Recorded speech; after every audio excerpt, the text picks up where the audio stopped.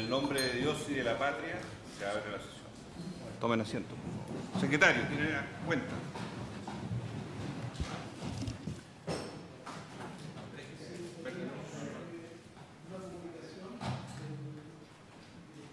De Salud Pública, don Alex Figueroa, por el cual remite a la Comisión. Micrófono.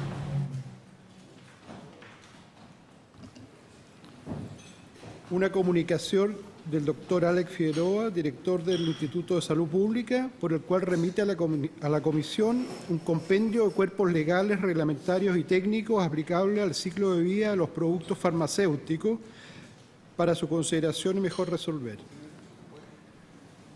Esa es la cuenta, señor presidente. Yo les sugiero a los señores diputados que vayamos viendo los equipos asesores, que vamos a ir redactando los borradores de conclusiones. Tiene su última sesión esta comisión el 8 de agosto. Tenemos todo este mes y una más, aparentemente. Así que para que vayamos ya en la etapa de consolidación. Le damos la bienvenida a don Alex Figueroa, doctor Figueroa, director del Instituto de Salud Pública, a la doctora Pamela Milla, directora de la Agencia Nacional de Medicamentos, y al doctor Enrique París, presidente del Colegio Médico de Chile. Bienvenidos. Vamos a ofrecer la palabra al director del ISP en primer término, que tiene un PowerPoint y nos van a distribuir, entiendo yo, los textos también de su presentación, y luego al doctor Enrique París. Ahí están los textos. Ya. Señor presidente, quisiera informar a ustedes, por su intermedio a la comisión investigadora, acerca de una solicitud de información que nos hicieran respecto del estado de la evaluación por parte de la Organización Panamericana de la Salud del nivel del Instituto de Salud Pública respecto de su capacidad reguladora de medicamentos. Queremos comunicar que esto que le estoy entregando en este momento es la presentación que hicieron los 9 evaluadores de la Organización Panamericana de la Salud que se hicieron presentes en nuestro país el día 27 de junio al 1 de julio. Ellos evaluaron nuestro sistema regulador nacional, miraron los objetivos, los alcances, el equipo y los medios. El objetivo de esta evaluación fue fundamentalmente evaluar la capacidad reguladora de acuerdo a unas disposiciones que tiene la Organización Panamericana de la Salud por instrucción de la OMS. Las personas que vinieron están ahí. Esta presentación la tienen ustedes en su poder. La mayor parte de las personas que vinieron son personas vinculadas a la OMS y fundamentalmente de agencias reguladoras de medicamentos y de ministerios de salud. Ellos evaluaron un conjunto de 561 indicadores que la Autoridad Reguladora Nacional tenía que cumplir.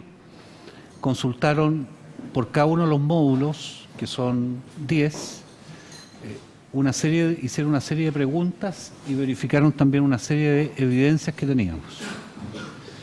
La verificación de indicadores asociados a evaluar esta función regulatoria y la calificación obtenida no pueden ser extrapolados al rol fiscalizador en caso de existir producción nacional de vacunas. Es decir, la calificación que recibió Chile, y en particular el Instituto de Salud Pública, es en base a la regulación de aquellos productos que hoy se fabrican en nuestro país, donde claramente la producción nacional de vacunas no entra, por ahora.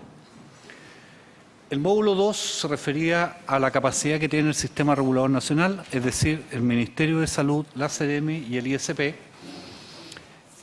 y encontraron las siguientes fortalezas. En primer lugar, un alto compromiso del personal en el proceso de gestión de la calidad. Encontraron un muy buen desarrollo del marco legal en Chile, que a diferencia de otros países como Brasil, Argentina, México, que son federados, en Chile estamos hablando de un Estado unitario centralizado y que tiene particularidades respecto de esos países. También destacaron la disponibilidad de sistemas automatizados, de los procesos y la transparencia de los mismos y los resultados de las normativas y acciones ejecutadas. Hay oportunidades de mejora en los resultados del módulo 3, que se refiere fundamentalmente a autorizar el registro de medicamentos y para que estos se puedan distribuir en Chile. Destacaron la disponibilidad de sistemas automatizados nuevamente, la transparencia y la reciente incorporación que hicimos de personal especialista en productos biológicos. En las recomendaciones nos hacen que para evaluar productos nuevos y de vacunas tenemos que desarrollar herramientas específicas de evaluación de acuerdo a la complejidad, considerando además las nuevas tecnologías. Hay que reforzar la capacitación de los funcionarios en cuanto a evaluar medicamentos nuevos, incluyendo vacunas. También nos recomiendan incluir en el control de calidad del proceso de registro la evaluación por pares a nivel de los criterios de revisión. Y también nos recomiendan implementar mecanismos que garanticen la integración entre diferentes subdepartamentos, el Laboratorio Nacional de Control de Calidad, específicamente con el subdepartamento de registro. Los resultados de los módulos 4 y 8 son básicamente la actividad de cómo se autorizan los laboratorios en Chile y cómo se hacen las inspecciones y las fiscalizaciones. Ellos encontraron como fortaleza funcionarios compenetrados, que funcionan adecuadamente, asegurando calidad, seguridad y eficacia de los productos. Esta es una presentación no nuestra, sino que es la presentación que hizo la OPS. La estoy simplemente transcribiendo. Y la capacidad de formar un equipo de trabajo integrado para realizar tareas con cohesión y entendimiento. Destacaron el sistema de calidad y la transparencia de procesos y resultados de normativa. En las oportunidades de mejora nos señalan la necesidad de incorporar un mayor número de inspectores de laboratorios que permitan mantener el estándar de funciones que se asumieron a partir del 2014. También nos recomiendan priorizar algunos aspectos que vayan dirigidos a la mejora continua de marcos legales, tales como la revisión de definiciones, las cuales estén alineadas a recomendaciones internacionales, y que el rol del director en todos los establecimientos fiscalizados sea ejercido por un químico farmacéutico. Nos señala también la necesidad de mejorar el resguardo de información en formato físico para mantener la confidencialidad de dicha información. Así están a la derecha y así están ahora a la izquierda. En el módulo 5 es la vigilancia que establece la Autoridad Reguladora Nacional respecto de los productos que se están comercializando, así como aquellos que se importan y se exportan. Las fortalezas que destacaron son que hay sistemas automatizados con informática, transparencia de los procesos y una excelente integración con los departamentos internamente de ANAMED, del ISP y también de las Ceremis. Las oportunidades de mejora: actualizar el concepto de producto farmacéutico falsificado, considerando el concepto de la OMS y que en algún momento se discutirá en la Cámara de Diputados. Incluir en los requisitos para autorizar la importación de medicamentos la fecha de vencimiento y verificarlo respecto al autorizado en el registro. También se recomiendan establecer tipos de desviación a ser considerados en cada una de las clases con el fin de evitar diferencias de interpretación. Esto es muy técnico. Y claramente los tiempos en que debe culminar la recolección del producto en el mercado de acuerdo a la clase en que se califique la desviación. El módulo 6, en farmacovigilancia, se destacó la confección de una carta a los notificadores con el análisis de causalidad. Esto es un sistema que está operando a nivel de todos los hospitales y clínicas del país.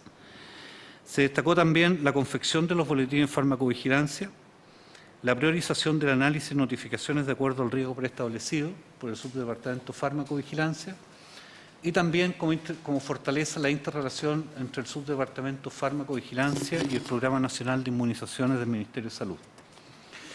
Como oportunidades de mejora, incluir en el procedimiento interno, también un tema muy técnico, establecer un vínculo con la Asociación Chilena de Municipalidades para distribuir y recolectar información, en especial en el nivel de atención primaria, consolidar las inspecciones de buenas prácticas de farmacovigilancia, establecer una vía para comunicarse electrónicamente los problemas relacionados a medicamentos del paciente y adecuar el instructivo interno en relación al manejo de productos con sospecha de falta de eficacia al acta acordada con el área de inspección y los documentos internos de evaluación.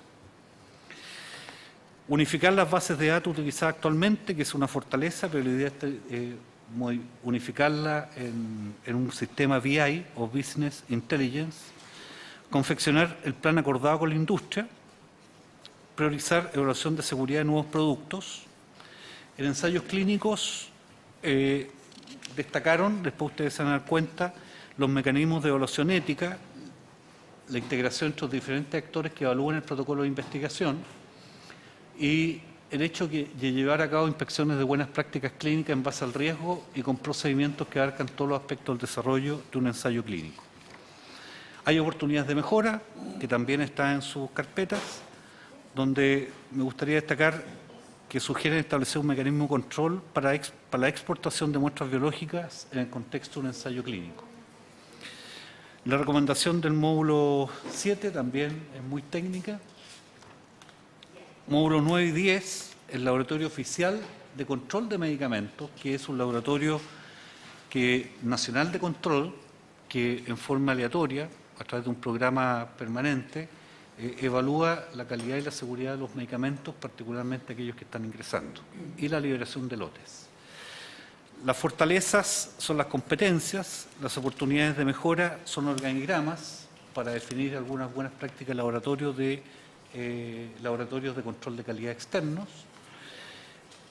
y nos hacen una serie de recomendaciones en un plazo de 6 meses, fundamentalmente revisar el número de vacunas registradas, cuándo vencen sus registros y si todas han pasado por el control de serie.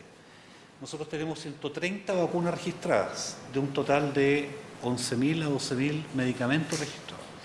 Y esas 130 vacunas son todas importadas. Sin embargo, ahí también tenemos un desafío que en 6 meses, tenemos que responder a esta inquietud respecto de las 130 vacunas que tenemos. El control de serie también hay recomendaciones, y los resultados, para terminar, ustedes saben que actualmente hay a nivel de OPS 4 niveles de autoridades de referencia de regulatorias nacionales de medicamentos. La nivel 1 es la que tiene menor desarrollo de todas. Nosotros actualmente tenemos nivel 3, es decir, Chile tiene una autoridad regulatoria nacional competente y eficiente que debe perfeccionar. Y cuando se habla de nivel 4, estamos hablando de un 75% hacia arriba de implementación. Los 561 indicadores fueron analizados por este grupo de expertos.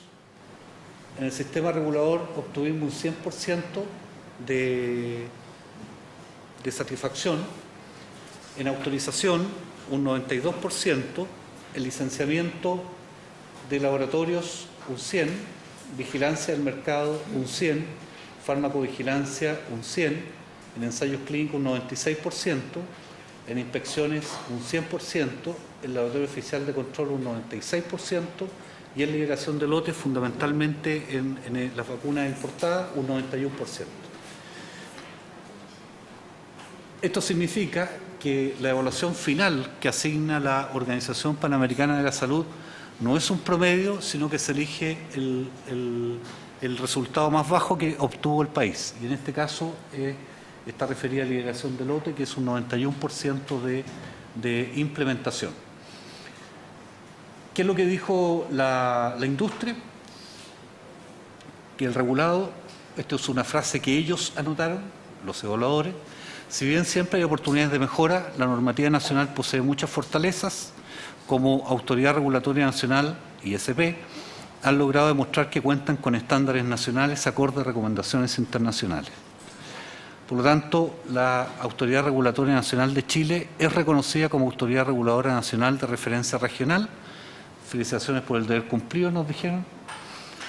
¿Y cuáles son los atributos ahora del Instituto de Salud Pública y ciertamente del Ministerio de Salud en su labor normativo y rector? Nosotros, nuestra labor de ejecutivo. Fundamentalmente, hoy día se considera una autoridad competente para promover el intercambio de datos normativos e información para facilitar toma de decisiones, en aquellos aspectos en que estamos muy bien evaluados, ensayos clínicos, registro, licenciamiento, inspecciones, farmacovigilancia, para apoyar y fortalecer la red panamericana para la armonización de la reglamentación farmacéutica, que es la red PARF. Es decir, ahora nos sentamos con esa participación, tenemos un estatus diferente al que teníamos antes del 1 de julio. También nos capacita para proporcionar apoyo técnico y participar en procesos que conducen al fortalecimiento de otras autoridades nacionales de reglamentación, para crear espacios de diálogo sobre nuevos desafíos regulatorios, por ejemplo, Alianza Pacífico, APEC y otros, proporcionar información a la OPS y OMS sobre fuentes calificadas de medicamentos para apoyar procesos de selección y compra internacional. Eso. En otras palabras, presidente, por su intermedio, decir que el proyecto que teníamos al principio, cuando asumimos en el ISP, se cumplió satisfactoriamente. Hoy día pasamos de ser una autoridad regulatoria nacional nivel 3 a ser una autoridad regulatoria nacional nivel 4, y esto fue fruto fundamentalmente de un trabajo mancomunado entre el Ministerio de Salud y el Instituto de Salud Pública. Un liderazgo que se mostró siempre desde el nivel más alto del gobierno, partiendo por la presidenta, la ministra, el subsecretario de Salud, y al mismo tiempo hubo una plena conjunción entre el Departamento Agencia Nacional de Medicamentos, cuya jefe nos acompaña hoy día, todos sus subdepartamentos con la gente de jurídica del Ministerio, jurídica del ISP, planificación del Ministerio, planificación del ISP, calidad de ambas instituciones, y ciertamente en el fondo lo que pasó acá es que mejoramos la capacidad regulatoria, es decir, hubo normas técnicas que se implementaron, hubo decretos y reglamentos que salieron, hubo mayor capacidad para mostrar lo que es la fortaleza de Chile hace muchos años, porque esta es una tarea que viene desde el año, hace 124 años, el 29 como bacteriológico y desde el 79 como Instituto de Salud Pública, siempre a cargo de la regulación de los medicamentos. Y claramente el decreto 1876, que precedió al decreto 10 del año, perdón, al decreto 3 del año 2010, marcan un continuo en que diferentes gobiernos nos ha permitido hoy día tener un estado regulatorio en el ISP bastante más fuerte de lo que teníamos antes. Eso significa que hoy día Chile cuenta con un sistema nacional de control de productos farmacéuticos de uso humano que está reconocido por ley, que tiene en el Congreso Nacional el Poder Legislativo, en el Ejecutivo la Administración del Estado, y claramente hay un marco legal que hoy día permite que el país haya sido reconocido por el nivel máximo que puede aspirar en la Organización Panamericana de la Salud como una autoridad de nivel 4. Por lo pronto, esto nos coloca un desafío, que es esas brechas que ustedes leyeron. Ya establecimos un plan de mejora y de cierre de esas brechas, de tal modo de estar a la altura de lo que nos pidieron. Esta fue una evaluación seria de gente independiente que no tiene conflicto de interés con la industria, tampoco tiene conflicto de interés en sus propios países y con el resto de los países de la región. Es una evaluación en la cual Chile no interviene de ninguna manera en vincular a quiénes van a ser los evaluadores, y por lo tanto es una decisión libre y soberana de la Organización Panamericana de Salud a quien nombra como evaluadores. Quiero decir que algunos evaluadores que vinieron y que participaron en este proceso son los mismos que participaron en el proceso del 2012, en el que fue una preevaluación que no pasamos satisfactoriamente y quedamos como nivel 3. También algunos son los mismos que vinieron en el año 2009 y que en ese momento nos evaluaron y que fuimos calificados en nivel 3. Es decir, para terminar, presidente, aquí hay un trabajo continuo, responsable, técnicamente serio, impecable desde el punto de vista de la calidad, con un trabajo en equipo y diversos valores que se han ido plasmando en la organización y que hoy día para Chile es muy significativo, especialmente, creo yo, para la comunidad y ciertamente para la industria nacional, que se le abren nuevas perspectivas con este reconocimiento. Gracias, director. Y a continuación, de inmediato, le ofrecemos la palabra al presidente del Colegio Médico. Opinión que para nosotros es muy importante. En otra oportunidad, al inicio, le habíamos invitado también, hubo problemas de agenda. Esta comisión investigadora, doctor París, está ya próxima a arribar ya a sus conclusiones en el mes de agosto, y la opinión del cuerpo médico es fundamental respecto no solo a los temas de la prescripción, que son de la naturaleza de la profesión médica, sino en la mirada más amplia, que es en cuanto a la producción, comercialización, dispensación de los medicamentos y las distorsiones que tenemos hoy día en este mercado, que es el motivo de esta comisión investigadora. Así que le ofrecemos la palabra para que usted se pueda explayar sobre el tema.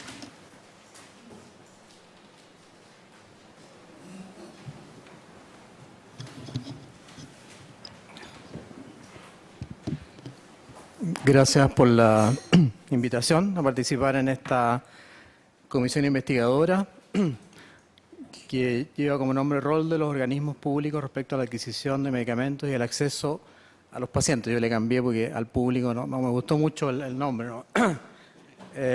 Porque aquí son todos pacientes los que van a tener este problema o estas facilidades para acceder a los medicamentos.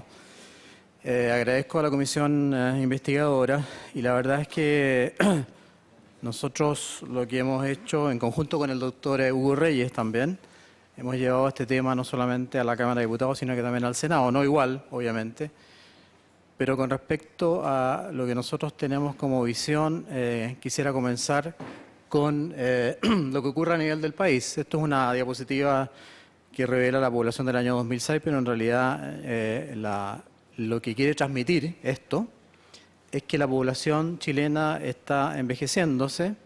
Si nosotros pensamos en el año 50, realmente había una pirámide que constaba de gran cantidad de niños y adolescentes o preadolescentes y muy pocos adultos mayores, y esto se ha ido transformando. El año 2005 cambia totalmente, y para el año 2050 prácticamente va a haber un rectángulo, es decir, la misma cantidad de niños, adolescentes, adultos jóvenes y adultos mayores, lo cual significa obviamente una carga de enfermedad diferente y una cantidad de patologías muy diferentes.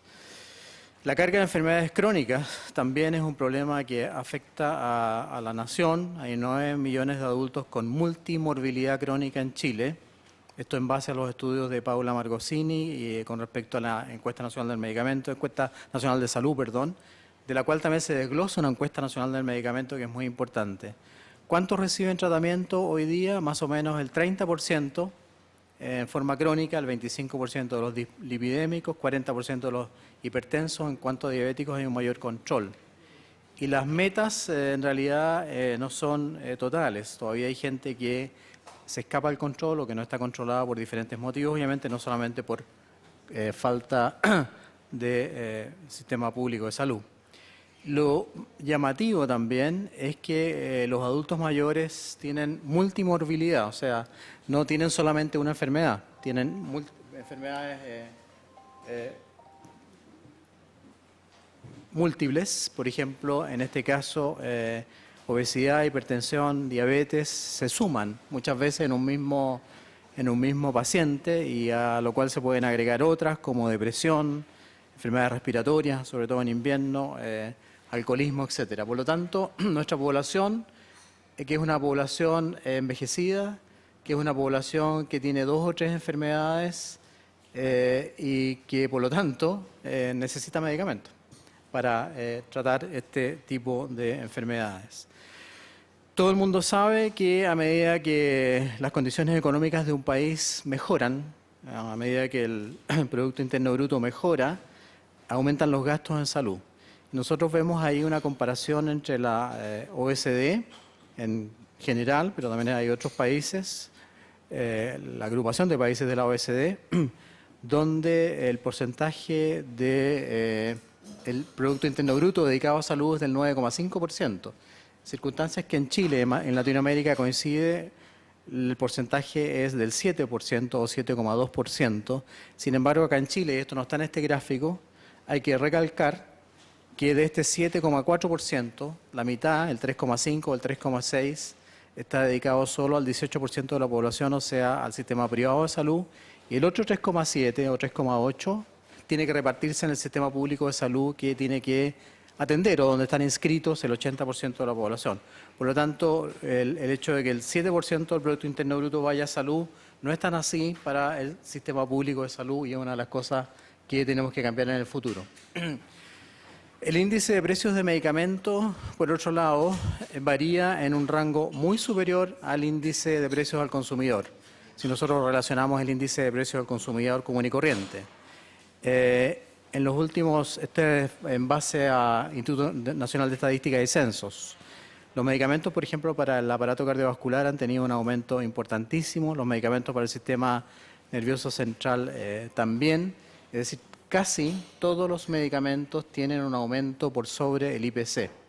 En los últimos 21 meses, el IPC del medicamento se ha incrementado más de un 25%, con algunos ejemplos. Para el sistema cardiovascular, 25%, para el sistema digestivo un 20%, sin embargo, el IPC general solamente registra un alza del 10%. Esto significa, obviamente, que las personas que reciben un reajuste de su sueldo en base al IPC van a gastar mucho más en el futuro porque el medicamento se está reajustando por sobre el IPC. Nosotros también hemos venido transmitiendo en el último tiempo, y aquí hay diputados médicos, creo que se fueron todos, parece que solamente Juan Luis. La Carla está ahí chateando. Nosotros no. Nosotros creemos, y nos estamos convenciendo cada vez más, de que tenemos que ir desde un modelo asistencial o de un modelo de ayuda, por así decirlo, o de un modelo a un modelo en la cual la salud sea un derecho. Creo que tenemos que optar hacia esa meta. Y esto no solamente lo dice ya el Colegio Médico, sino que prácticamente todos los conglomerados políticos, todas las agrupaciones están tomando esta idea como una meta. Y en ese punto paso brevemente, por eso nos interesa tanto también la discusión de la nueva Constitución, porque creo que en ese punto hay que introducir este concepto de que la salud es un derecho. El mercado global de medicamentos, para los que no saben, mueve una cantidad de millones de dólares gigantesca. Mueve el año 2013 965 mil millones de dólares, o sea, 965 billones de dólares, de los cuales la mayoría son medicamentos de marca, un 61%, y un 27% son medicamentos genéricos. Y esto se ha mantenido en el tiempo porque había una muy poca penetración de los medicamentos genéricos y van a seguir predominando probablemente los medicamentos de marca. ¿Por qué motivo? Porque son los que generan más ingresos y mayores ingresos a la industria y al retail farmacéutico. Para el año 2017 se prevé un aumento en el mercado global de medicamentos que puede llegar a los 1.2 trillones. Eso es 1 millón de millones de dólares en el mercado global. Creo que eso es un dato muy importante y tenemos que tenerlo en consideración. Aquí veo que tienes el mismo... lo repartieron. Son datos que hemos obtenido tanto del Ministerio de Economía como del ISP. Hay muchos datos aquí del ISP que son muy buenos. Y aquí vemos también cómo el mercado de medicamentos en Chile, porque la anterior era el mercado de medicamentos a nivel universal, mundial. El mercado de medicamentos en Chile también ha aumentado en forma, y va creciendo y va a seguir creciendo en forma logarítmica. Y también se repite lo mismo, los medicamentos con receta son más de 1.000 millones de dólares al año, porque son 561 mil millones de pesos. Y el mercado de los genéricos, o venta directa, sin receta más bien, perdón, aquí hay una diferencia con respecto al gráfico anterior, son ventas sin receta, OTC, son del orden de los 170 mil millones de pesos al año. Y esta es la torta que se reparten las cadenas farmacéuticas, la venta de medicamentos en Chile, o sea, una cantidad muy importantísima de dinero. Ustedes saben que las dos grandes inversiones a nivel mundial son armas y industria farmacéutica, son las que generan más ingresos y las que generan, entre comillas, más ganancias, y casi todos los fondos mutuos mundiales tienen acciones tanto en la industria armamentista como en la industria farmacéutica.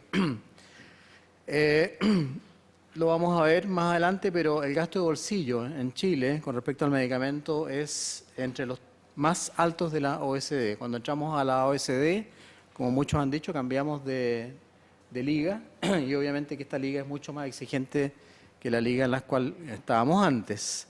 Y la OMS sugiere no sobrepasar un 15% del gasto de bolsillo en salud.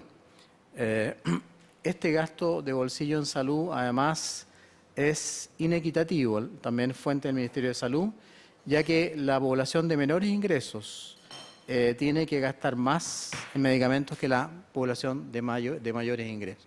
O sea, la gente más pobre compra más en relación a su ingreso también en medicamentos. 68% del gasto de bolsillo en salud en el primer quintil es para medicamentos. El promedio en Chile es 55% y la población de mayor ingreso gasta solo el 47%. Aquí hay que considerar también que la población de mayores ingresos en general puede tener copago, o sea, seguros para cubrir el pago de medicamentos. Hay muchas compañías aseguradoras que además de pagar la consulta al médico o la consulta médica o los exámenes, pagan también una cantidad importante del valor de los medicamentos, si no el 100%.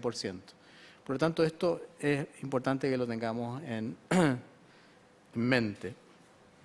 ¿Cuál es la morfología del mercado en Chile? Hay una etapa productiva. Puede ser que esto haya cambiado, porque es del 2010, la publicación de Vasallo. Tenemos 29 laboratorios de producción, no teníamos, 5 laboratorios de acondicionamiento y 219 importadores. La distribución y dispensación se hace por el Senabas para el sistema público de salud y por el sistema privado con 7 droguerías, 3 droguerías que pertenecen a las mismas cadenas, que tienen el 90% del mercado, 90% del mercado, eso hay que tenerlo claro, y 4 droguerías, otras 4 droguerías que atienden al resto de las farmacias y que tienen solamente el 10% del mercado. También hay una distribución disarmónica de las farmacias o de la cantidad de farmacias en relación a la población, 68% en la región metropolitana y el 32% en el resto del país, a no ser que esté confundido con esa cifra, pero esa es la información que tenemos. El gasto per cápita en medicamentos en comparación internacional, sin embargo, no es tan alta en Chile todavía. En promedio, en dólares, valores en dólares del 2012, Chile o la población chilena, la población por habitante, hay un gasto de $82 anuales. En cambio, Argentina tiene 123, Brasil 110, estamos sobre Colombia, que tiene 45, sobre Ecuador, sobre México y sobre Perú, que tienen cifras menores. Pero si ustedes ven, bueno, aquí figura Venezuela, no sé por qué con esa cifra tan alta. Bueno, tiene razón. $193, Japón, Estados Unidos más de $1.000 al año en gasto per cápita en medicamentos y en Europa un promedio de $800 al año. O sea, estamos a un décimo de lo que gastan los europeos. ¿Qué quiero decir con esto? Que se supone que el gasto en medicamentos va a seguir aumentando a medida que vaya mejorando la condición socioeconómica del país, a medida que vayamos progresando, el gasto en medicamentos, y eso no solamente en medicamentos, en aparataje, en clínicas, en hospitalizaciones, en intervenciones quirúrgicas, en aparatos de laboratorio, van a ir aumentando, eso hay que tenerlo claro, cualquiera que sea el gobierno que asuma en el futuro. La situación de los bioequivalentes a diciembre del 2015, estos sí son datos del ISP, puede que hayan cambiado, Alex, seguramente, porque estos son del año pasado. Hasta ese momento habían 885 productos bioequivalentes, correspondientes a 143 principios activos para tratar 57 patologías. Aquí, cuando uno dice que hay tantos productos bioequivalentes, hay que tener claro que muchos están repetidos. O sea, hay loratadinas, pero montones, o hay desloratadina también, varias. No es que haya una sola, por lo tanto están repetidos. Pero hay un esfuerzo que ahí se demuestra año a año cómo han aumentado la situación de los bioequivalentes desde el año 2009, que habían 3, hasta el año 2015, la cifra que mostramos ahí. Este también tiene que ver con la presentación de hoy día. Esto apareció hoy día en la prensa y un dato muy interesante y que nosotros lo hemos repetido hasta el cansancio. ¿Por qué los municipios no tienen medicamentos? ¿Por qué no hay una buena distribución de los medicamentos para la atención primaria? Por esto, porque los municipios están altamente endeudados, tienen una deuda gigantesca con la Cenabast y la Cenabast obviamente si no le pagan, y yo encuentro lógico, no le va a entregar medicamentos a los municipios. O sea, está muy bien lo de las farmacias populares y todo eso, y nosotros lo apoyamos en su momento, pero también los municipios no sacan nada con tener farmacias populares si no entregan los medicamentos que por obligación tienen que entregar dentro de los planes de salud de la atención primaria o de los programas que tenga el Ministerio de Salud. La Corporación de Desarrollo Social de Cerro Navia la que tiene la deuda más alta, 38... no creo que sean millones, deben ser 1.000 millones de pesos en medicamentos a la Cenabast. Y de ahí hacia abajo, 38 millones, bueno, no es tanto, 38 millones. 538 millones, perdón, estoy leyendo mal. 538 millones, o sea, una cantidad muy importante de dinero. Después sigue Viña del Mar, 517 millones. Aquí La Serena, no voy a decir nada a qué pertenece cada municipio, pero San Pedro de la Paz, 361 millones.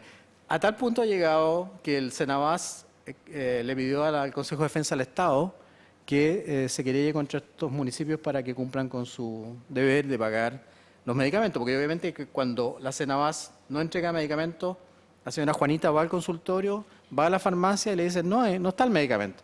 ¿Y qué tiene que hacer? Tiene que comprarlo en la farmacia de la esquina. Y entonces tiene que pagar de su bolsillo lo que debía el entregado al Estado de Chile. No hablo del gobierno, del Estado de Chile en esta situación. Creo que esto hay que corregirlo, lo hemos repetido hasta el cansancio.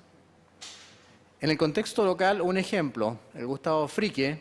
Este es un ejemplo que quizás muestra lo que pasa también en otros hospitales. Los gastos en productos farmacéuticos corresponden al 28% del presupuesto total de este hospital. Hay otros hospitales que están... El Cenabast solo aporta el 3% del presupuesto y el resto lo compran en el mercado público. Eso es otra de las cosas que hay que corregir, porque en el mercado público obviamente que les cobran muchísimo más, probablemente tienen que pagar al contado o se endeudan también por otras vías. Es un ejemplo. Ya hemos dicho algunas cifras de este orden: gasto mundial en salud, 10% del Producto Interno Bruto, bien digo, y el gasto de medicamentos hospitalarios es el 20%. Las expectativas de gasto van a ir en aumento porque cada día hay nuevos fármacos. En Chile creo que el año pasado ingresaron 29 moléculas nuevas, o 29 o 26, no sé, pero más de 20.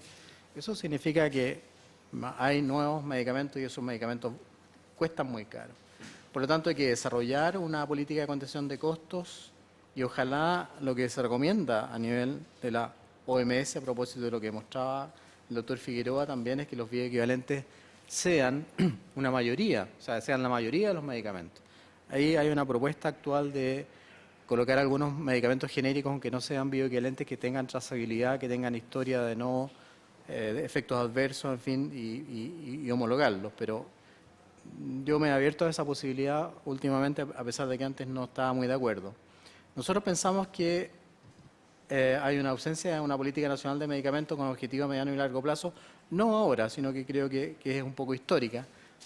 Creo que es muy importante el aporte que hizo don Ramón Valdivieso cuando se creó el Formulario Nacional de Medicamentos. Quisiéramos que se repitiera algo similar. Los bioequivalentes llegan solamente al 29% de los fármacos. El Formulario Nacional no está actualizado y hay dificultad de acceso. Por eso se han creado las farmacias populares. Es una respuesta de la comunidad a la falta de medicamentos. Pero ahí hay que tener claro que la municipalidad tiene que entregar el medicamento para el cual se han implementado ciertos programas provenientes del Sistema Público de Salud del Ministerio de Salud. La Cenabast tiene una gestión deficiente, lo siento, pero tenemos que decirlo. Incluso cuando licita o cuando licitaba, no sé si hay alguien de la Cenabast aquí, prefería elegir medicamentos no bioequivalentes cuando licitaba medicamentos para el sistema público de salud. En el momento que se estaba discutiendo más la importancia de la bioequivalencia, en las compras, digamos, en las licitaciones elegía medicamentos no bioequivalentes, lo cual es una señal súper extraña para la industria. Y obliga muchas veces a comprar en el mercado público por compra directa. Nosotros pensamos que hay falta de regulación en el mercado farmacéutico y sobre todo nos preocupa la integración vertical entre las farmacias y los laboratorios. Porque como ya mostré, el 90% del mercado lo tienen las 3 cadenas farmacéuticas y no tengo esas cifras, pero están acá.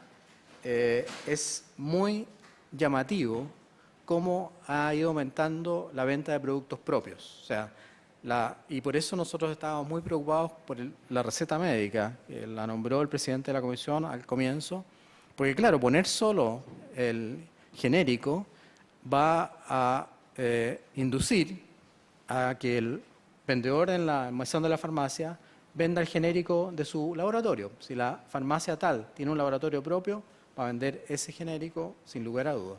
Por lo tanto, nosotros ahí pedimos que se corrija el tema de la receta. Hay falta, digamos, pusimos ahí colusión, oligopolios, en fin, pero lo que más nos preocupa es la integración vertical y se lo dijimos a la ministra hace poco, la importancia de los químicos farmacéuticos. O sea, tiene que haber químicos farmacéuticos en los hospitales, en las unidades de alta complejidad, por ejemplo, en las UCI, en las UTI, en la UTI cardiovascular, en los hospitales que atienden muchos pacientes con enfermedades infecciosas.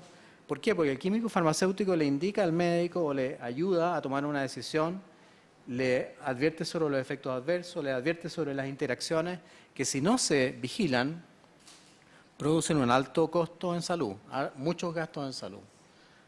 El acceso a los medicamentos es difícil, no disponible, muy caro, pero eso lo de muy caro, revisé también una publicación del Ministerio de Economía donde compara varios países de Latinoamérica y en Chile el medicamento no es tan caro como se dice. Está en una publicación del Ministerio de Economía. Y lo de la mala calidad, bueno, lo comparto hasta cierto punto. Yo creo que debemos seguir trabajando por la bioequivalencia. Nosotros apoyamos la bioequivalencia, pero dijimos también que el medicamento bioequivalente iba a ser más caro que el genérico no bioequivalente, y eso era lógico. Incluso el ministro Larraín, cuando no era ministro del gobierno anterior, había hecho un artículo, había hecho una publicación sobre el tema, y los medicamentos bioequivalentes obviamente que han aumentado de precio y han hecho desaparecer los genéricos no bioequivalentes, y por eso la preocupación del ISP. Y al no haber genéricos no bioequivalentes, obviamente que la población tiene que comprar el genérico bioequivalente, que es más caro, y eso ha aumentado los gastos en salud también de la población en general. Por lo tanto, hay que revisar esa posibilidad que ha transparentado el subsecretario de Salud Pública, pero me imagino que en el Consejo del ISP de ver la posibilidad de que algunos genéricos no bioequivalentes, pero que tengan trazabilidad, que tengan una historia de calidad, que lleven más de 10 años en el mercado, en fin, se puedan fijar criterios que no tengan efectos adversos, se puedan asimilar. Garantizar medicamentos seguros y eficaces, tratar de disminuir el gasto de bolsillo, aumentar los medicamentos genéricos bioequivalentes, tenemos creo que seguir en eso. El doctor Figueroa también ha dicho que este es un plan que traspasa a los gobiernos, o sea, un plan que debería ser del Estado de Chile. Esa es la última. Muchas gracias. Muy bien, gracias, doctor París. Se ofrece la palabra para preguntas sobre ambos expositores. Diputada Rubilar. Muchas gracias, presidente. Por su intermedio, saludar a nuestros invitados. Yo la verdad es que quiero aprovechar al director del ESP y a la directora de ANAMED, bueno, felicitarlos por la Agencia 4, obviamente es algo bueno para el país. No obstante que yo voy a insistir y voy a ser transparente, insistir a petición de las agrupaciones de pacientes y también de uno de los expositores que vino la semana pasada o la sesión anterior pasada de la farmacia Daniela, en un tema que es súper relevante, que tiene que ver con el decreto 79 del 2010. Yo la verdad es que quisiera preguntarle al director de ISP y también la opinión al Colegio Médico al respecto del tema de los recetarios magistrales. Durante mucho tiempo los médicos entregamos recetas magistrales. Era la fórmula en la que, no sé, mi papá era el que daba recetas magistrales para casi todo, digamos, al inicio. Al inicio, hace muchos años atrás, los médicos tenían sus recetarios magistrales y esa era la forma más fácil de acceder a los medicamentos. Hoy día, con este decreto, la verdad es que no se permite elaborar por receta magistral las mismas dosis de los medicamentos de los laboratorios. Y, por ejemplo, un medicamento como el imatinib, que cuesta 2 millones de pesos, uno lo podría mandar a hacer un recetario magistral en 300.000 pesos. Entonces, yo la verdad es que a mí me cuesta entender, y yo quisiera ver si podemos profundizar ahora en este tema, por qué tenemos esta situación, por qué el decreto en Chile de un decreto magistral, de un preparado magistral, solo cuenta con 40 días de vida útil, cuando tenemos países como Portugal, que tiene 6 meses de vida útil, cuando tenemos países como España, que tiene 12 meses. En general la FDA, que es uno de los referentes que tenemos, le asigna 6 meses a los preparados. ¿Por qué nosotros tenemos 40 días de vida útil? Eso va en claro desmedro de los pacientes. A mí me gustaría también entender, presidente, y preguntarle al respecto a nuestras autoridades, en el tema de la bioequivalencia. A mí me gustaría saber si es que tiene los antecedentes de cuándo, dónde y cómo ha sido efectuada la bioequivalencia de los más de 1000 medicamentos que se supone que tenemos hechos bioequivalencia. ¿Nos puede contar un poco cuándo, dónde se hace, qué tiempo, etcétera, etcétera? Me gustaría, si efectivamente, si es verdad o no, que los estudios de bioequivalencia efectuados por bioexención han sido aprobados a pesar de estar incompletos en su mayoría. ¿Sí o no? Sí, pueden decir que no y queda en el acto. Quiero preguntar ¿cuál es la decisión técnica de que solamente se validen las bioequivalencias de entidades como la FDA o la EMA? ¿Cuál es la razón? ¿Por qué quedan fuera otros países como Finlandia, China, Taiwán, India u otros? ¿Cuál es la razón técnica para poder entenderlo? Quisiera saber también una duda que es como un rumor que siempre se dice pero que nadie ha respondido, y si es efectivo que si se desean validar laboratorios que efectúen bioequivalencia en otros países que no son ni de la FDA ni de la EMA, si se debe viajar efectivamente con cargo de los interesados una delegación de los funcionarios del ISP a inspeccionar esos laboratorios. Quiero saber si eso es verdad. Si es que fuera verdad, ¿cuánto se demora esa aprobación y ese viaje a esos países? Y ese protocolo, ¿cuánto hace que efectivamente se demore en otorgar la validación al ISP? Me gustaría preguntar, por su intermedio, presidente, al Colegio Médico, porque no le entendí efectivamente. El presidente del Colegio Médico habla del respeto a la receta médica, pero también a su vez terminó diciendo de que algunos genéricos, como se habían eliminado los genéricos porque no habían hecho bioequivalencia, porque lo que pasó es que los laboratorios no hicieron la bioequivalencia de los más baratos, de los genéricos más baratos, se quedaron con otras. Y usted dice, entonces esos genéricos que tienen trazabilidad, que han dado seguridad en el tiempo, qué sé yo, se está revisando y nos parece bien. Mi pregunta es, entonces, ¿podría ser la normativa de que el médico estuviera obligado a poner el nombre, la denominación común internacional en todos aquellos medicamentos que sean bioequivalentes o tengan estos genéricos de trazabilidad, seguridad, etcétera, etcétera? Es decir, ¿esa debiera ser la norma? ¿Los médicos debieran recetar el nombre genérico, como le decimos nosotros, al DNI? En esos casos, a mí me gustaría tener claridad de la postura del colegio. Y por último, un tema bien puntual. La información que a mí me ha llegado es que el ISP autoriza importación de medicamentos por receta a oficinas de importación sin autorización sanitaria de funcionamiento y sin químicos farmacéuticos, que garantice el cumplimiento de las normas establecidas y exigidas para todas las farmacias. Y me señalan las empresas, por ejemplo, Alcamed y Sierra Farma. ¿Eso es así? Efectivamente, el ISP permite que en estas empresas ingrese sin autorización sanitaria, considerando de que uno de los problemas que se nos han dicho en esta comisión es que la situación de internar medicamentos de afuera se ha hecho burocrático y que son 15, 20 días mínimo de espera muchas veces los medicamentos, cosa que a nosotros nos ha tocado ver algunos casos así. ¿Es verdad que existe esta posibilidad de importar desde estas empresas sin autorización sanitaria, sin químicos farmacéuticos?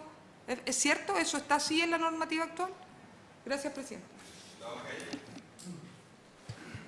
Muchas gracias. Saludar a nuestro invitado, agradecer la presencia del presidente del Colegio Médico y obviamente con el ISP que nos ha estado acompañando durante todas estas sesiones. Yo quisiera pedirle, presidente, ya que estamos, no sé si a puertas de ir terminando, yo no sé, nosotros tenemos plazos hasta un par de semanas. 8 de agosto, nos quedan algunas sesiones todavía, pero como vamos a tener que empezar a trabajar en las conclusiones, y a eso quiero enfocar las preguntas que le voy a hacer a ambos invitados. Quisiera pedirle que si la Biblioteca del Congreso, y quizás para ayudarnos a nosotros, pudiese tenernos algún resumen ejecutivo respecto a lo que está ocurriendo hoy día en materia de legislación de fármacos en el Senado, a propósito del proyecto de ley la ley de fármacos 2. Y planteo lo anterior porque creo que es un punto súper relevante a la hora de tener esta discusión hoy, y me gustaría pedirle opinión a ustedes respecto a eso. O sea, muchas veces se confunde la bioequivalencia directamente con la intercambiabilidad de medicamentos. Y hasta donde nosotros entendemos, la ley de fármacos 2 hoy día en la dirección que está avanzando es una dirección que en algunos casos, y es parte de las críticas que ha recibido, quitaría cierta certeza, cierta seguridad a cambio de mayor intercambiabilidad. O sea, dentro de las críticas que se le plantean a la ley es que se estaría poniendo términos, se estaría acotando la bioequivalencia en pos de un supuesto énfasis o de una supuesta mayor intercambiabilidad de ciertos productos, o sea, con la posibilidad, no sé, de cosas que a mí me parecen de toda lógica que se puedan incorporar, como es tener la bioequivalencia de productos que la hayan demostrado en el extranjero sin necesidad de tener que hacer los estudios con todos los costos que eso implica en nuestro país de nuevo, no tendrían por qué hacerse de nuevo, pero en el fondo mi pregunta va un poco si han tenido oportunidad, sobre todo se lo pregunto al Colegio Médico, porque obviamente yo sé que el ISP ha tenido la oportunidad, pero me gustaría que nos pudiesen también quizás resumidamente adelantar algo de lo que nos puede mostrar la biblioteca en el corto plazo. Yo primero pedirle, presidente, que nos ayude con la biblioteca, que le pudiésemos encomendar a la biblioteca un trabajo del estado en que se encuentra hoy día la tramitación de la ley de fármacos sin una mirada, sin ningún sesgo de lo que pueden ser obviamente las diferencias ideológicas de lo que está ocurriendo en el Senado. ¿De acuerdo? Sí. Y segundo, preguntarle primero al presidente del Colegio Médico cómo está viendo estos cambios. Si han tenido la oportunidad, a lo mejor si no lo han mirado en profundidad, con total libertad nos dice que no lo han visto y a lo mejor nos podrá mandar una opinión respecto al tema en adelante. Y lo mismo al ISP, pero en particular sobre esta crítica que se ha planteado respecto a este proyecto de ley de que se estaría terminando la bioequivalencia en Chile, y cómo respondemos a esa crítica fundamentalmente desde el punto de vista de la seguridad de los medicamentos que consume nuestra población. Muy bien. Diputado Pérez, sí, por favor. Gracias, presidente, y por su intermedio saludar a nuestros invitados. Disculpe por el retraso. Bueno, ya llevamos bastantes semanas en esta comisión y habíamos escuchado un montón de actores y faltaba obviamente la posición del Colegio Médico.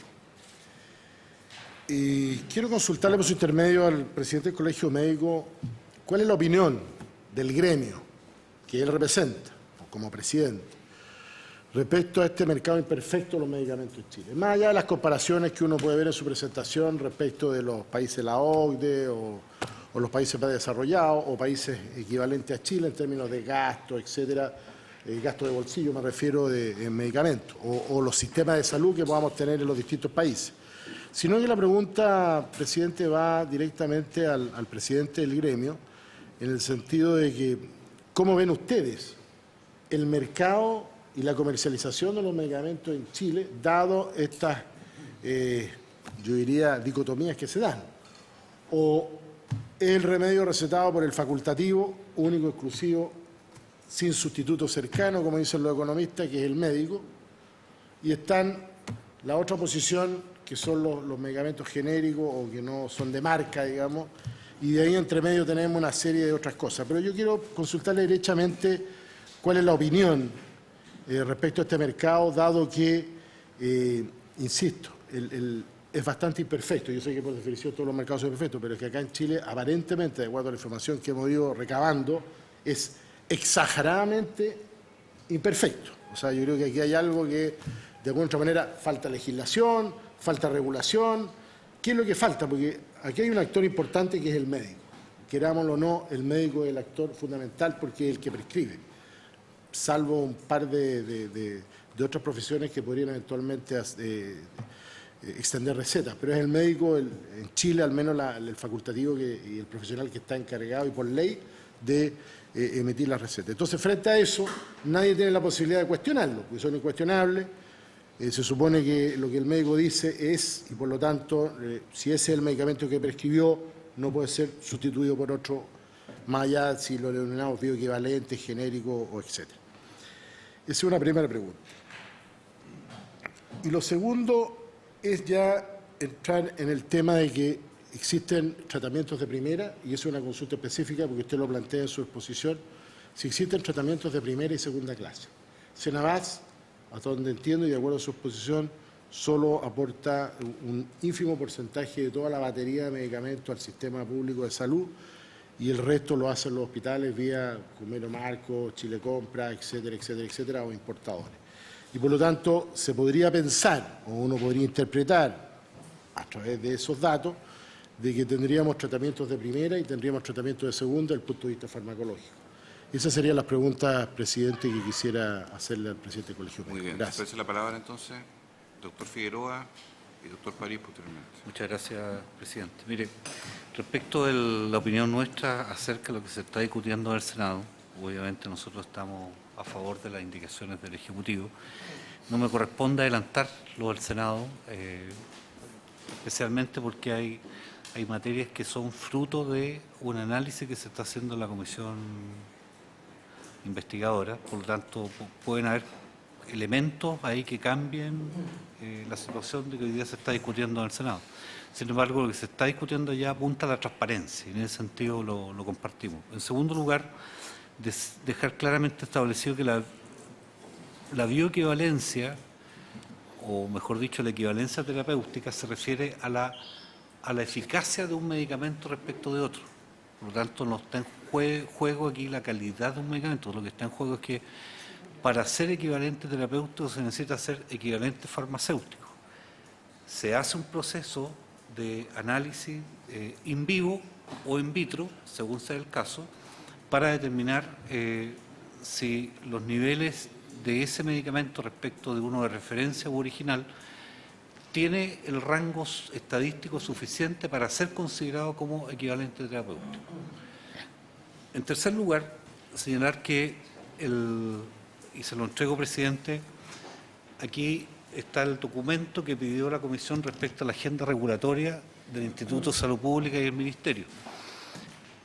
Ahí está establecido que a fecha del diciembre del 2016, el Ministerio tendrá listo, y ya con consultas públicas realizadas, la modificación al reglamento preparados magistrales, que asume justamente algunas de las inquietudes que aquí ha señalado la diputada. Por lo tanto, eso es un tema que está en curso. En consecuencia, los interesados en hacer ver los planteamientos regulatorios pueden hacerlo llegar a través de la División de Políticas Saludables y Promoción de la Salud del Ministerio de Salud, específicamente Subsecretaría de Salud Pública, que en este momento ellos están trabajando esa reglamentación. Tito Pizarro o la encargada de la unidad de farmacia químico farmacéutico Tatiana Tovar. Y está acá también el químico farmacéutico y abogado que la puede atender, don Guillermo Olivario, que ahí está mirando y tomando apuntes. el hombre de la regulación. En cuarto lugar, señalar que y sería importante también, si hay alguna denuncia que ha surgido en los últimos días o últimas semanas, yo le ruego que me entregue los antecedentes para iniciar la investigación que corresponde, porque si hay algún ilícito que está ocurriendo en este momento, requiere ser investigado y nosotros enviaremos la fiscalización correspondiente, diputada. Así que a las salidas o al término de la sesión yo le pido que me entregue los antecedentes para hacer las gestiones correspondientes. Lo otro importante también lo va a responder Pamela Milla, si usted me permite, presidente. Con su permiso, señor presidente. Bueno, respecto a la bioequivalencia, ¿ya? Como bien señalaba don Enrique París, hay un 29% de los productos que tienen bioequivalencia, pero eran de productos registrados, porque lamentablemente no teníamos una línea base en ese momento de quienes realmente estaban produciendo, ¿ya?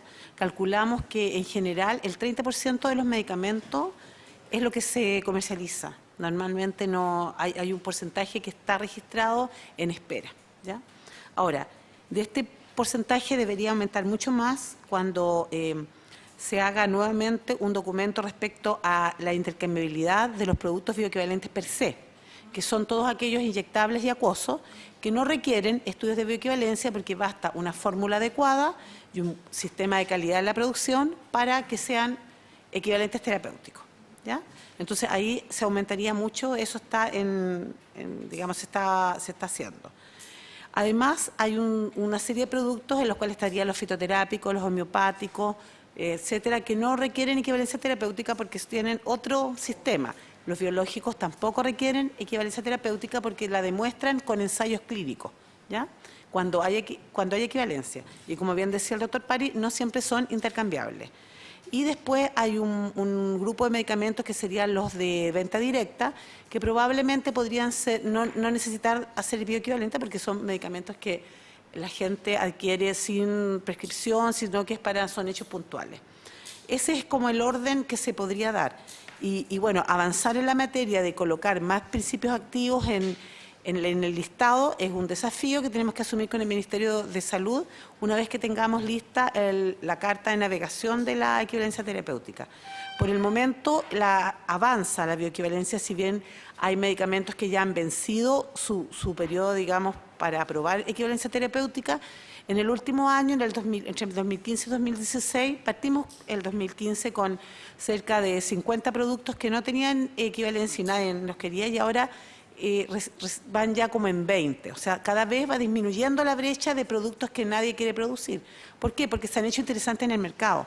Tengamos en cuenta que la industria va a poner un producto con equivalente terapéutico cuando le convenga venderlo, no necesariamente cuando nosotros lo necesitemos. Entonces, ahí hay un equilibrio que hay que hacer y por eso Senabas se está pidiendo mayores facultades para que pueda importar. Entonces, si bien la bioequivalencia no fue tan rápida como esperábamos, en realidad si uno compara con otros países es bastante rápida. De hecho, Perú ahora está empezando y va a colocar 3 productos, ¿ya? Y Colombia está bastante más atrasado. Solo Brasil y México tienen la mayoría de los productos en bioequivalencia. Y también una buena noticia es que respecto a nuestra certificación, México está dispuesto a dialogar y abrirse para intercambiar para poder reconocernos los productos. Ahora, respecto a qué productos cómo es el mecanismo mediante el cual se valida un producto que viene del extranjero importado con equivalencia terapéutica, nuestra regulación dice que los productos que vienen de agencias de alta seguridad, como son las europeas, FDA, Health Canada y las nivel 4 en Latinoamérica, a ellas basta que se presente el estudio, el cual se revisa evidentemente porque hay ciertos límites y parámetros que nosotros pedimos que no necesariamente ellos lo tienen porque puede ser un estudio muy antiguo, ¿ya? Y después se validan. Ahora, las que vienen de otros países nosotros no vamos a la planta de medicamentos a ver cómo se produce porque eso lo validan con documentos. Sin embargo, el core del asunto es el centro que hace el estudio de bioequivalencia in vivo, ¿ya? Porque tiene una serie de lineamientos éticos, científicos, tecnológicos que tiene que cumplir. Entonces, a eso sí vamos. Viajamos a autorizar. Eso es una norma bastante moderna, porque hay países como México que solamente admiten en México y con pacientes mexicanos. Nosotros no, somos amplios, pero sí validamos el centro, porque es una condición de igualdad para todos, ¿ya? Y de seguridad para nuestros pacientes.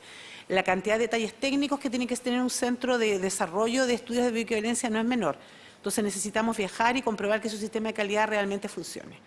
Se viaja una vez y después puede que viajemos a inspeccionar cuando hay un problema o aleatoriamente. Hasta el momento nosotros hemos hecho fiscalización en bioequivalentes, analizándolos en el ICP, los que son por bioexención, pero no se desecha que en el futuro podamos viajar a habilitar estos centros. Pero se hace una vez, se habilita el centro, no el estudio. Si el centro ya tiene habilitación, puede tomar 2, 3, 4 estudios, no es por cada vez, ¿ya? Además, bueno, los centros que están habilitados por la organización, precalificados por la Organización Mundial de la Salud, también se validan, ¿ya? Respecto a la forma en que se hace un estudio de bioequivalencia, en principio todos los estudios son in vivo. Sin embargo, algunas moléculas, por sus características de disolución y de absorción, pueden optar a un estudio de bioexención. Para ello tienen que presentar data científica, ¿ya? Hay centros que desarrollan esos estudios. El centro de don Gordon Amidon, que fue el que nos formó, es el que desarrolla ese tipo de estudios. Si los estudios apuntan a que es posible hacer un estudio de bioexención, o sea que hay una correlación entre un estudio que se hizo in vivo, con parámetros in vitro, entonces se acepta el estudio de bioexención, ¿ya? Solo en esos casos, que son pocos medicamentos. Ahora, dentro de un medicamento que tiene estudios in vivo, la primera dosis se hace in vivo, siempre. Las dosis que siguen se hacen in vitro cuando es posible. Cuando es posible, cuando tiene algún analito que se pueda hacer in vitro. Las dosis que sigan se hacen in vitro comparando digamos, los resultados del que se hizo en vivo con lo obtenido en los estudios in vitro de las dosis siguientes. Eso se llama por facilidad de dosis. Ahora, ¿corresponde hacerlo así? Sí, porque todos los estudios y la investigación apunta que eso es válido técnicamente. Y además, porque no corresponde desde el punto de vista ético utilizar más pacientes que los necesarios para aprobar un estudio, ¿ya? Eso es respecto a la bioequivalencia. Respecto a la forma de ingreso al país, hay 3 formas. Bueno, el registro, que es la universal, la válida, etcétera. El artículo 21, que se llama uso medicinal urgente, que es cuando se requiere utilizar por cualquier motivo un medicamento que no puede ser registrado, está en vías de registro, etcétera, y que lo hacen las empresas y que tiene una serie de requisitos. Y después está la receta de uso personal, en la cual el paciente trae una receta, a través de una receta ingresa su medicamento personal al país, ¿ya? Ese mecanismo estaba antes en manos de la Seremi y por lo que sabemos tenía un método, y cuando lo tomó el ICP nosotros estandarizamos y protocolizamos en un sistema de calidad la prestación, ¿ya? Porque nos encontramos, después de un análisis en que algunas recetas no tenían médicos muertos, nos hemos encontrado, digamos, recetas que han sido falsificadas y fueron a la Fiscalía, y empezamos a poner un poco más de control en ello, porque además entraban muchos medicamentos falsificados y medicamentos que no eran medicamentos, o sea, productos que estaban prohibidos por sustancias complejas en otros países. Entonces, en un principio, nuestro sistema de resolución quizás hizo que se atrasara un poco más este sistema. En este momento, ahora, tenemos un sistema online que hace que este trámite no demore más de 3 días, salvo que detectemos un problema, como que sea un medicamento que no conocemos, que tengamos alguna alerta internacional y que nos cause alguna duda. ¿Ya? Como hace poco pasó que se atrasó un poco porque era de una empresa española que había estado, digamos, que había tenido una falsificación. Ahora, el paciente hace esto online y paga una cantidad,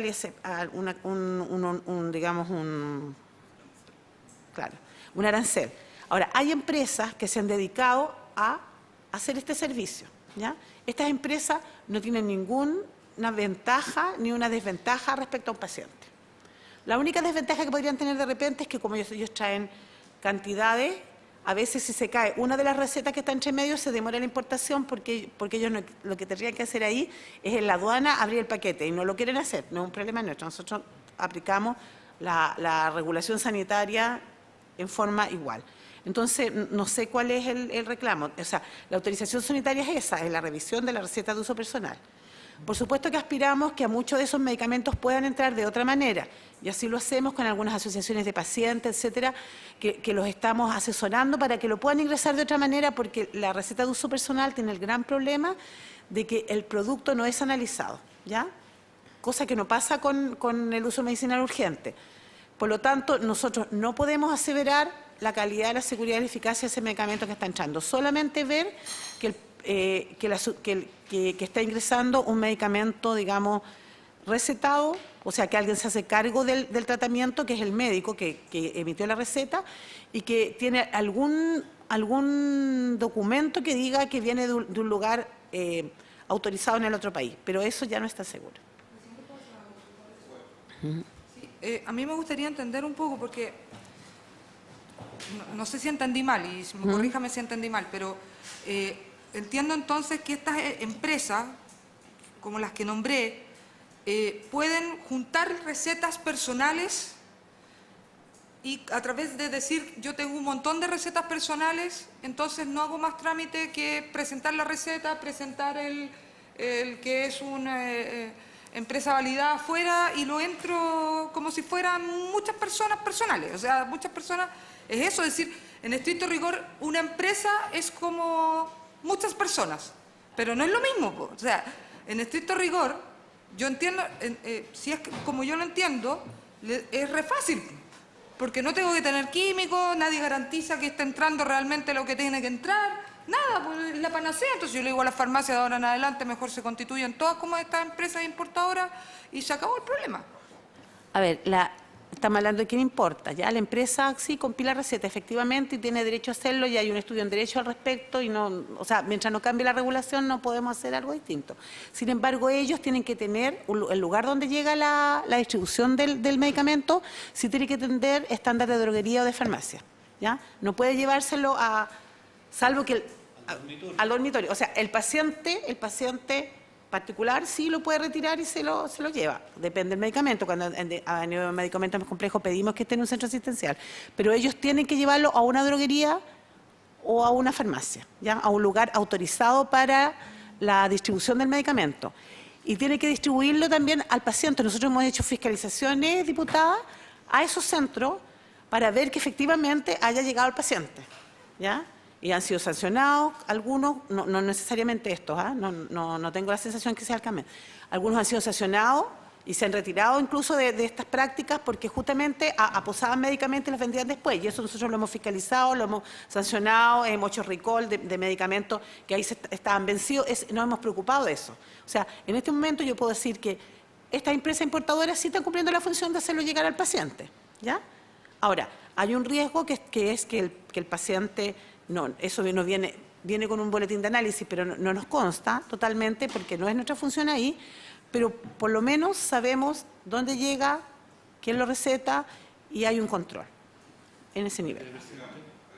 Sí, mire, para cerrar el tema, en Chile hay disposiciones legales que son claras. Si alguien la está sobrepasando, sería bueno conocer cuál es la denuncia específica para investigar e iniciar el sumario correspondiente a fin de proteger la salud de la gente. Finalmente estamos hablando de un medicamento que tal vez está ingresando al país en condiciones inadecuadas, de almacenamiento inapropiada, se está lucrando con eso y no está llegando el medicamento a tiempo a la gente. Por lo tanto, yo pediría que si hay los nombres que aquí se han señalado nos los entreguen, nosotros tomamos nota y comenzamos la investigación que corresponde para aclarar la verdad de esto.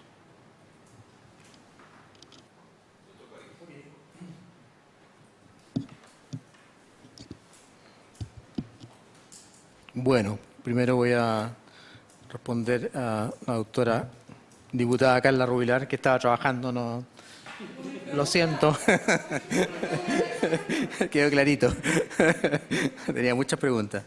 Bueno, nosotros, parto con la agrupación de pacientes, porque creo que es una institución respetable. Nosotros la hemos acogido permanentemente Recién el viernes tuvimos un gran encuentro allá en el Colegio Médico y le hemos prestado en innumerables veces el Auditorio Salvador Allende para que se reúnan.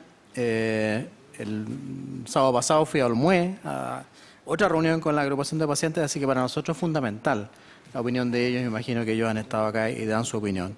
En segundo lugar, el recetario magistral, obviamente que aquí voy a dar una opinión personal, porque yo no manejo este proyecto de ley que usted ha nombrado, diputado.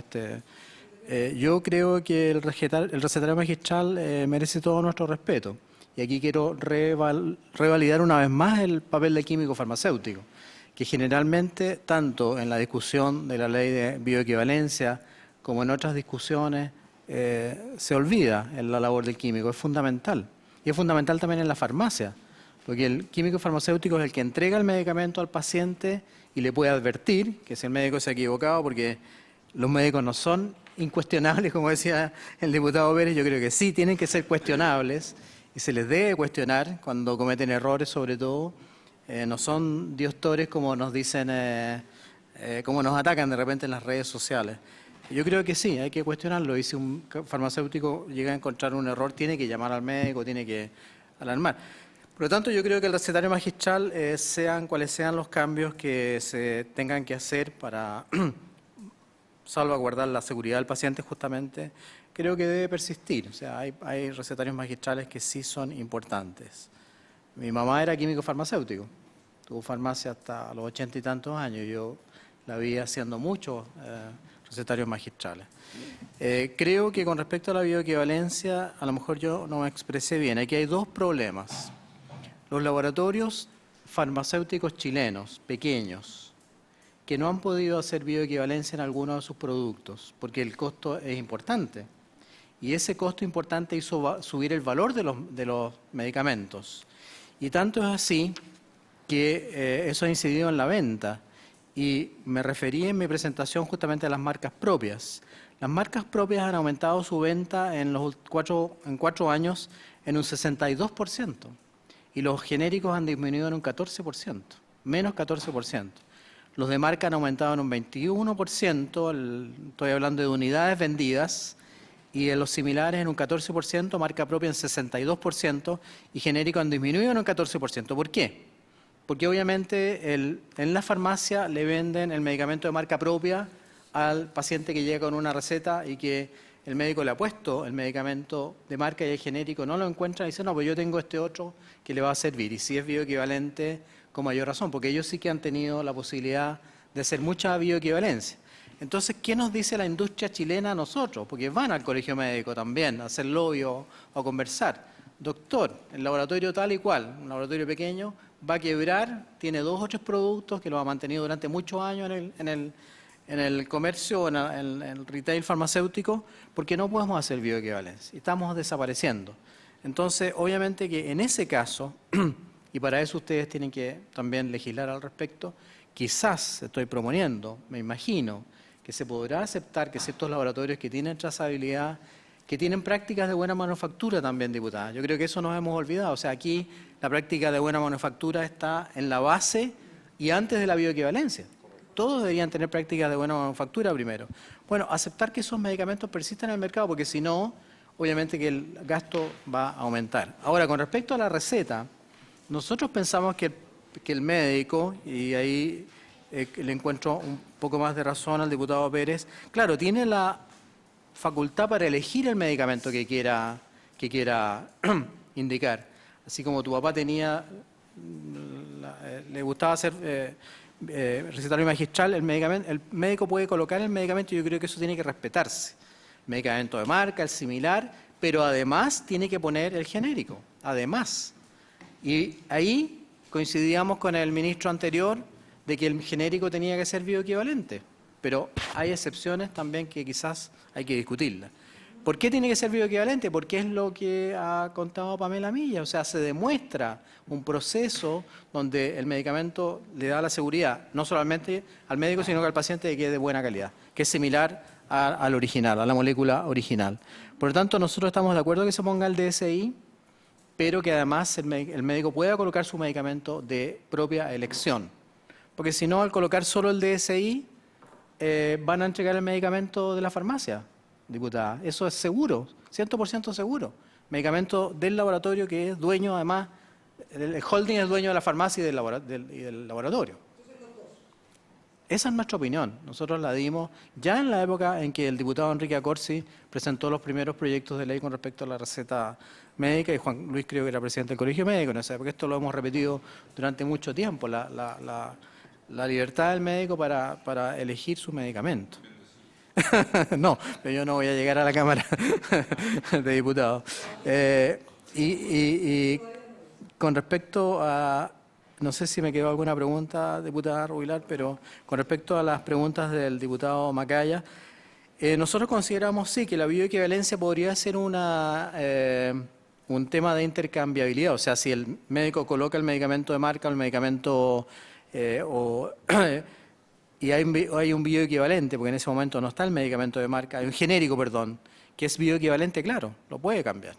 Pero la verdad es que si uno pone solo el genérico o solo el DSI, insisto, en la farmacia le va a colocar o le va a vender el medicamento que ella produce. Y eso va a ir en detrimento de la industria nacional del resto de los laboratorios. O sea, aquí hay una lucha también por el mercado. Yo mostré al principio que este mercado en el mundo mueve miles de millones de dólares, trillones de dólares, y en Chile mueve más de 1.500 millones de dólares. La mayoría de los ingresos sí son por medicamentos con receta. Por lo tanto, la intercambiabilidad y la bioequivalencia yo creo que sí, son sinónimos. En la ley de fármacos 2, nosotros en lo que más hemos insistido, diputado Macaya, es en el tema de la receta. O sea, que se respete la receta médica. Obviamente que a nosotros nos gustaría que todos los medicamentos demostraran su bioequivalencia, obviamente. Eso le da seguridad al paciente. Con respecto al mercado de medicamentos, diputado Pérez, obviamente que hay una concentración enorme. El 90% de la industria de retail está, como usted sabe, en manos de 3 cadenas. Ellos tienen además sus propios laboratorios. Los laboratorios, tanto de la CIF, que me imagino que ustedes lo habrán recibido, como a Silfa y una nueva asociación que hay, que agrupa Recalcine, el Chile, Teva en este caso, Zaval y Vagó, también están preocupados por lo mismo. Yo creo que hay que buscar un equilibrio. Y obviamente, que usted me hizo una pregunta similar, el medicamento de marca se puede cambiar por un genérico siempre que sea bioequivalente. Esa es nuestra opinión. Y por eso es que el médico debería colocar los dos nombres. Ahora, en Chile pueden recetar, por suerte no está la presidenta del Colegio Matrona aquí, porque la Anita Román lo hubiese retado. En Chile pueden recetar los médicos, las matronas y los dentistas. Ellos también tienen que participar, yo creo, en esa discusión. Y creo que sí, desgraciadamente, hay tratamientos de primera y segunda categoría, pero ahí veo un avance en la Ley Fármacos 2 que incorpora la posibilidad de que los comités de farmacia, que es muy importante, el comité de farmacia es el que define en cada establecimiento los medicamentos que se van a comprar. Y el comité de farmacia en este caso se le da mucha relevancia porque obviamente debe elegir el mejor medicamento y no someterse a las presiones que ahí sí, lamento decirlo, pero a veces los médicos presionamos por uno u otro medicamento, eso lo sabemos todos. Entonces el comité de farmacia va a tener la independencia y va a tener la posibilidad también de elegir, de recibir a la industria farmacéutica y no que el visitador médico ande en los pasillos del hospital. Eso es un cambio positivo, también lo vemos como positivo. Entonces creo que eso de que hayan tratamientos de primera y segunda categoría se va a solucionar si realmente los comités de farmacia funcionan correctamente y que además la Cenabas también compre medicamentos, o sea, que practique lo que predique, o sea, que tenga medicamentos bioequivalentes, que demuestren su calidad.